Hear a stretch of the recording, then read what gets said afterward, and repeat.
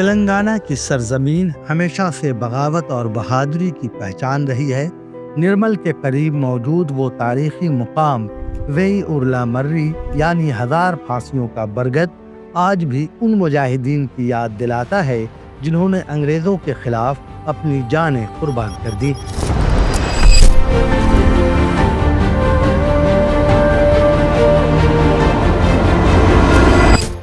اس program کے sponsor ہیں fancy ice cream Hyderabad. You can find our parlors at Yakutpura, Dilsukh Nagar, Fateh Darwaza and Mehdi Patna. شخصیت کے ساتھ کرو وفا، آ جاؤ صفا گارمنٹس۔ قیمتی وقت اور پیسے بچائیں، صفا گارمنٹس چلے آئیں۔ صفا garments, Toli Chowki x road, Hyderabad. The temper of the people rose and so did the temper of the alien government. 1857 کی جنگ آزادی جب پورے بر صغیر میں بھڑکی تو اس کی چنگاری نرمل کے جنگلات تک پہنچی، یہاں تک کہ گونڈ قبیلے کے رہنما رامجی گونڈ نے آزادی کا پرچم بلند کیا۔ ان کے ساتھ روہیلا پٹھانوں اور مقامی مسلمان سپاہیوں نے بھی کندھے سے کندھا ملا کر لڑائی میں حصہ لیا۔ یہ وہ وقت تھا جب مذہب، ذات یا قبیلے کی دیواریں گر چکی تھیں۔ سب ایک ہی آواز میں کہہ رہے تھے، انگریز واپس جاؤ، یہ زمین ہماری ہے۔ قبائل اور مسلمانوں کا اتحاد، یہ تحریک صرف گونڈ قبیلے یا چند سپاہیوں تک محدود نہیں تھی، بلکہ اس میں مقامی قبائل، روہیلا پٹھان، صوفی، علماء اور عام مسلمان، کسان سب ایک صف میں تھے۔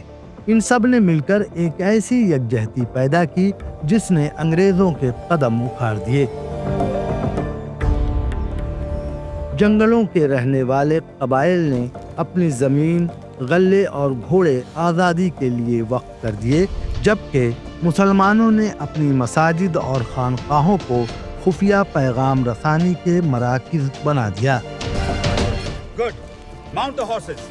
یہ ہندو، مسلمان اور قبائلی بھائی چارے کا وہ منظر تھا جس نے آزادی کی جدوجہد کو نئی جہت عطا کی۔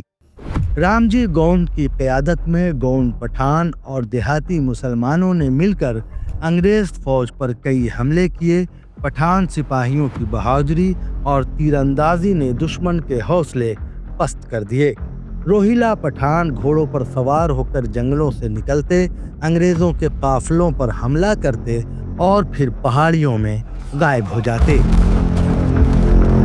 ان کی چابک دستی اور لڑائی کا انداز خود برطانوی افسران کے لیے حیرت کا باعث بن گیا تھا، لیکن 8 اپریل 1860 کو ایک غدار کی اطلاع پر رامجی گونڈ اور ان کے ساتھیوں کو نرمل کے قریب گھیر لیا گیا۔ 2 دن تک گونڈ، پٹھان اور مسلمان مجاہدین نے آسمان کو دہلا دینے والی لڑائی لڑی۔ جب گولہ بارود ختم ہوا تو ان سپاہیوں نے اپنی تلواروں سے آخری سانس تک مقابلہ کیا۔ آخرکار جب وہ گرفتار ہوئے تو انگریزوں نے عبرت کا ایسا منظر رچایا کہ تاریخ کانپ اٹھی۔ ایک بوڑھے برگد کے درخت کی ہر شاخ پر رسی ڈالی گئی اور ایک ہی دن میں ہزاروں مجاہدین کو پھانسی پر لٹکا دیا گیا۔ رامجی گونڈ، ان کے پٹھان ساتھی اور کئی مسلمان سپاہی اس درخت کے سائے میں پھانسی پر جھول گئے۔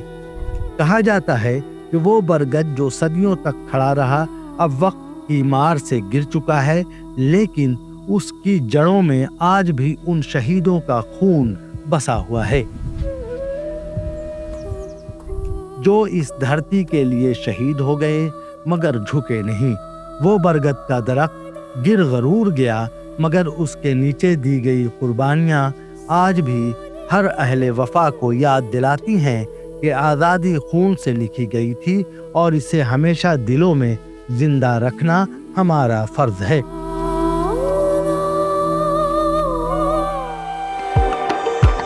اسی طرح کے انٹرسٹنگ ویڈیوز اگر آپ اور بھی دیکھنا چاہتے ہیں تو ہمارے چینل دکن میڈیا کو یوٹیوب پر سبسکرائب کریں، فیس بک پر اور انسٹاگرام پر ہمارے پیج کو فالو کریں۔